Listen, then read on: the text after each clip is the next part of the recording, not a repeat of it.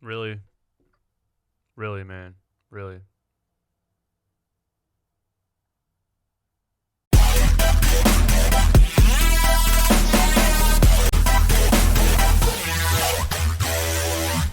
What is up, guys? DJ Eastwood here. This is Run It Back. Of course, thank you all for tuning into this channel all the time. And hit that subscribe button if you're not subscribed already. I know I'm in your suggested videos and you watch it and you just don't hit the subscribe button.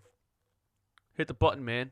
Listen, the Sixers, God, what a terrible game that was. I was at a bar and there's only like 3 TVs in it, and I got the bartender to put the Sixers on one of them, even during some football games. So I feel like I did a lot.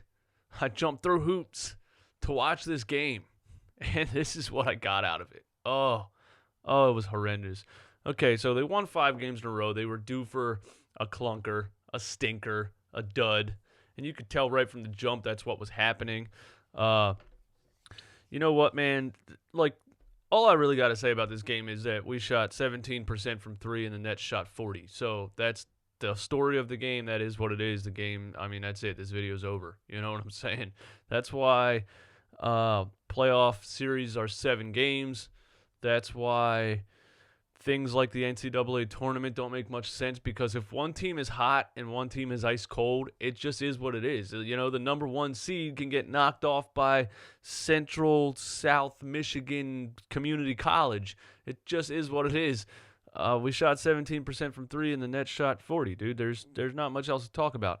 I will say that even though we were shooting poorly, a lot of it came down to effort in this game, and I didn't see a lot of effort out of very many people. Al Horford was ice cold the whole game, and I don't really understand Al Horford's mentality sometimes, why he thinks he's Steph Curry when he's ice cold, bro. You're a center that can shoot threes, okay, but you're not a three-point shooter, you know?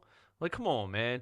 And a lot of times this offense is so ass backwards, and it hurts my brain to really think about it. Sometimes watching it just makes me want to jump off a bridge. We got our point guard in the paint passing it out to our center at the three-point line. It's backwards. I've watched basketball my whole life. This kind of stuff doesn't make sense. I can't wrap my mind around it. It's like somebody's showing me 4 + 4 = 12 on a piece of paper and saying my brain can't put it together. It can't be real. Al Horford was god-awful shooting the ball. Al Horford was also god-awful defending the rim. Dude, Spencer Dinwiddie and those guys were getting to the rim at will. And Al had no defense for it. He was just standing there most of the time. I mean, Dinwiddie was just blowing past him. A lot of times he wasn't even putting a hand up. He was just standing. I'm sitting there screaming, where is Norvel Pell? Where is Norvel Pell? There's no rim protection in this game at all. And Brett just leaves him out there and leaves him out there and leaves him out there. It takes this guy so long to make a decision, to make a change. It's crazy. I'm screaming, get Al Horford out of the game. He's getting absolutely toasted. When you get blown by Josh Harris, is that his name? The white dude that shoots threes, Josh Harris? No, that's the Sixers owner. What the hell's the guy's name, man? Something Harris, right? I don't know. I'll probably edit that part out of the video. Maybe not. I, for the life of me, can't think of the guy's name. The white guy that shoots threes on the Nets. When you're getting blown by that dude, you need to go have a seat on the bench, man. This was horrible. Let me talk about Ben Simmons for a second. Do you see how easily Ben Simmons scored 20 points in this game? Do you see how easily he scored 20 points in this game? A couple of hard drives to the rim, a couple times getting fouled, shoots a couple free throws, boom, you got 20 points. This guy's a 20-point per game scorer, man. He has the athleticism. He has the physical makeup. There's no reason for him to ever finish a game with 9 or 10 or 12. He can get buckets easily. He just won't do it most of the time. And even in this game, he only shot 10 shots. He was 7 for 10. I don't like that. I want 15, especially when Embiid's not playing and you're playing the Brooklyn Nets. There was still a lot of drives where Ben had a full head of steam right towards the rim and just kicks it out. And just kicks it out. It's just in his brain. It's his mentality. You can't change it. It's instinct. He's a pass first, man. And I gotta learn to live with it. I just wish so bad the guy would just dunk the ball with some aggression.